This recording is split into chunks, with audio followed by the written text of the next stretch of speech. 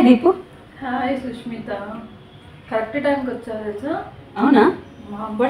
పొద్దున్న నుంచి చచ్చిపోతున్నాను అసలు.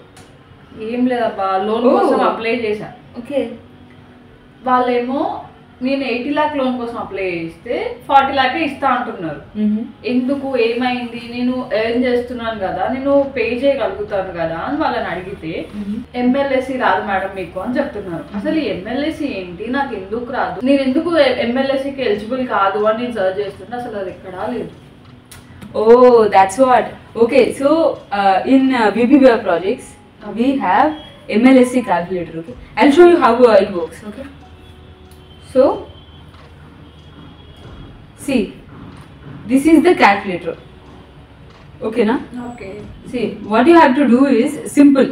There are some simple basic, details like what's your name and stuff. So here. ఇక్కడ నీ డేట్ ఆఫ్ బర్త్ ఏంటి అని చెప్పి మెన్షన్ చేయండి. Personal details. Yes, personal details. అంటే మనకి డేట్ ఆఫ్ బర్త్ క్యాలిక్యులేట్ చేసినప్పుడు 1996 27 years. Okay, if you say 1995 then your age will be 28. ఓకేనా? సో ఏజ్ మనకి ఇక్కడ ఆటోమేటిక్గా తీసుకుంటుంది అనమాట. దీంట్లో అన్ని క్యాలిక్యులేషన్స్ ఆటోమేటిక్గా ఉన్నాయి. సో ఇందులో మనకి నువ్వు ఇప్పుడు ప్రజెంట్ వర్క్ చేస్తున్న company date of joining. Okay, so date of joining అనేది నువ్వు ఇక్కడ ఇచ్చినప్పుడు అండ్ రిటైర్మెంట్ ఏజ్ ఒకటి ఉంటుంది కదా, 58 or 60. సో 58 అయితే 58 అండ్ 60 అయితే 60 ఇక్కడ మనము ఎంటర్ చేయాలి. అప్పుడైతే మనకి ఆటోమేటిక్ గా రిమైనింగ్ సర్వీస్ పీరియడ్ ఎంత ఉంటుంది అని చెప్పి చూపిస్తుంది అనమాట. అదే ఒకవేళ 60 years అనుకో నా రిటైర్మెంట్ ఏజ్, అప్పుడు చూడు ఇక్కడ 31 years ఏజ్ వచ్చింది. ఓకేనా? Let's take 58. ఓకే, సో ఇప్పుడు మనం ఏం చేయాలి అంటే సెకండ్ స్టెప్ మనకి ఇక్కడ మనం మంత్లీ ఇన్కమ్ ఎంత ఏంటి డీటెయిల్స్, అలవెన్సెస్ ఏమైనా ఉన్నాయా, బోనస్ ఏమైనా ఉందా అని చెప్పి ఆ డీటెయిల్స్ అని కూడా మనం ఇక్కడ ఫిల్ చేసేయాలన్నమాట. ఓకే, బేసిక్గా లెట్స్ 40. ఓకే, 40,250 అని చెప్పి అనుకుందాం. యాడ్ ఆన్ లోన్స్ ఇవన్నీ కూడా మనం ఫిల్ చేసుకోవాలన్నమాట. తర్వాత ప్రావిడెంట్ ఫండ్ ఎంత మనకి కట్ అవుతుంది. సో లెట్స్ 4,000 కట్ అవుతుంది అని చెప్పి అనుకుందాం. దీంట్లో మనకి professional tax 200 and income tax 16,000 cut అవుతుంది.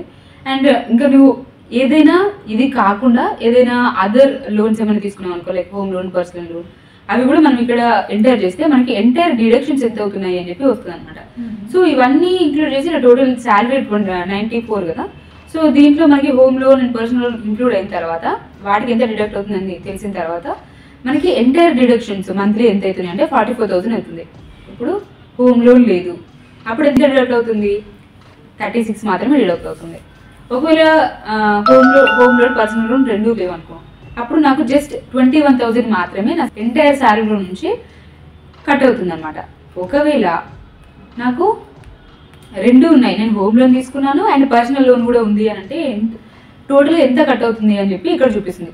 సో నీకు ఎంత కట్ అవుతుంది అని చెప్పి ఇక్కడ ఫస్ట్ మనము వేసుకోవాలన్నమాట. నీకు ఆల్రెడీ ఇంకేమైనా డిడక్షన్స్ ఉంటే మనం అక్కడ మెన్షన్ చేసుకోవాలి. సో ఇప్పుడు మనం ఇలా కిందకి వెళ్తే మనకి మంత్లీ ఇన్కమ్ 94,000 ఇక్కడ చూపిస్తుంది. అండ్ ఇక్కడ రికమెండేషన్స్లో మనం లోన్ ఎంత తీసుకుందామని అనుకుంటున్నాం. You said you want 80 lakhs, right? So ఇక్కడ వేసేద్దాం ఎంత మనం కావాలి అని అనుకుంటున్నాం. ఓకేనా?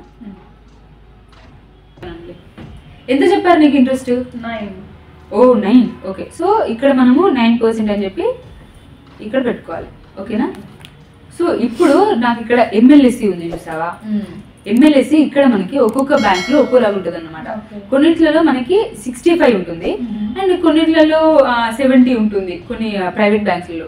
సో ఏ బ్యాంక్ లో అప్లై చేస్తున్నావు, వాళ్ళు 65 అన్నారా లేకపోతే 70 అన్నారా ఒకసారి చూసుకొని ఇక్కడ MLSE మనకు 65 రావాలి, 70 రావాలన్నమాట. సో దాన్ని బట్టి ఇక్కడ లోన్ కన్సిడర్డ్ మనకి ఎంత లోన్ వస్తుంది అని చెప్పి మనం ఇక్కడ చేంజ్ చేయొచ్చు. ఇక్కడ మనకి ప్రజెంట్ 40 lakhs ఉంది. సో నీకు 9% లోన్ అయితే 40 lakhsకి 73% అవుతుంది. అదే ఇప్పుడు మనము ఒక 35 వేసుకున్నాం. ఓకేనా? అప్పుడు MLSE ఎంత అయింది? 64 అయింది. సో అది ఎన్ని ఇయర్స్ 20 yearsకి అప్లై చేసావు.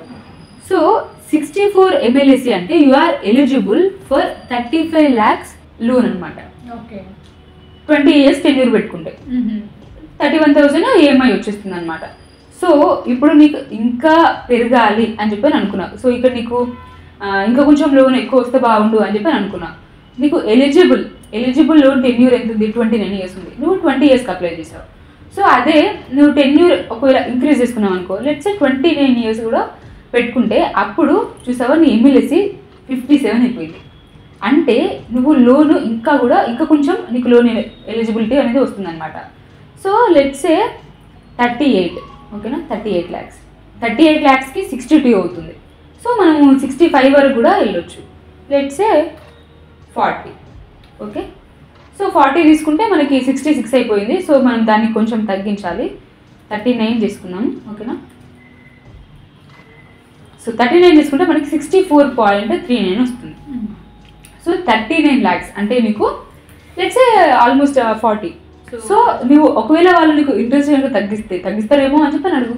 ఇంట్రెస్ట్ కొంచెం తగ్గించారనుకో, అప్పుడు నీకు మిగతా 1 lakh కూడా వచ్చేస్తుంది అనమాట, ఓకే.